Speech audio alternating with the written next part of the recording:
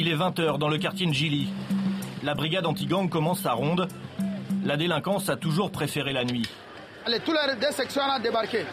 Aux commandes, le colonel Elvis pour sa mission quotidienne. Activez! Nous allons patrouiller à la recherche de ces Koulouna là. Position. Dans ces quartiers, la population subit des attaques presque chaque soir. Ils ont emporté des chaises, des téléphones et après ils sont descendus par là. Et ils sont descendus tout droit? Ils s'organisent à partir de là et c'est de là où ils montent pour venir ravir. Donc ça ne doit pas être des enfants du quartier. Ils doivent être dans l'autre quartier. La poursuite peut durer des heures dans toutes les zones de la ville. Mais ce soir-là, la patrouille est très en retard. C'était vers quelle heure? Hier à la même heure environ. À peu près combien? Ils étaient très nombreux, une centaine. Centaines? Avec des machettes, des chagots, des instruments quoi. Le colonel Elvis gagne rarement au jeu du gendarme et du voleur. De toutes les façons, ils sont déjà informés, ils savent que nous sommes sur le terrain. Ils ne vont pas se manifester facilement. Mais plus tard dans la nuit, une de ces patrouilles a attrapé un jeune homme. Bon, vous le prenez, vous le mettez dans le véhicule et puis vous le tapez pas, ok? Il est soupçonné de vol à l'arraché. Ils étaient 4 voleurs et ils ont pris les téléphones. Ils viennent de là, c'est le monsieur. Ils ont agressé 3 personnes, il y avait 3 victimes. Mais je travaille, je suis mécanicien, j'ai rien du tout. Une histoire banale de Koulouna. Ils sont des centaines chaque nuit à détrousser les habitants. Des jeunes entre 15 et 30 ans, organisés en gang répartis dans chaque quartier. Et pour les voir, il faut entrer de jour dans des labyrinthes. Se lever tôt aussi, l'alcool et la drogue n'ont pas fait leur effet au petit matin. Ils nous acceptent grâce à Dieudo, ici en bleu, un jeune réalisateur qui les connaît bien. Et ils nous amènent dans leurs repères sur les hauteurs, là où la police ne met jamais les pieds. C'est là que nous rencontrons les patrons du gang, procureur à gauche, colonel à droite. Présentation faite à l'heure du petit déjeuner, et ça commence par les blessures de guerre à la machette.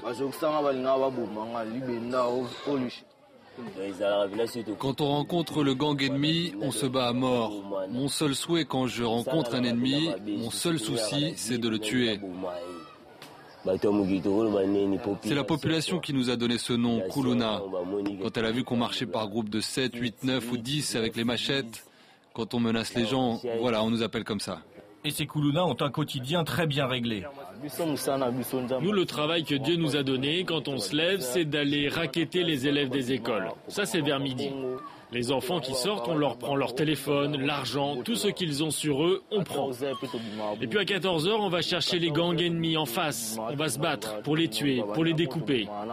Après, le soir, on recommence un nouveau parcours. Au marché pour aller prendre les chaînettes des femmes, les téléphones. Si tu résistes, on te découpe. On t'enlève la joue ou le nez, tu reçois un coup de machette. Ça fait longtemps qu'on a cette vie-là. Moi, j'ai 12 ans d'expérience. J'étais un enfant des rues, je ne me vois pas faire autre chose. Moi, par exemple, j'ai une femme et 3 enfants. Comment je fais pour les faire vivre?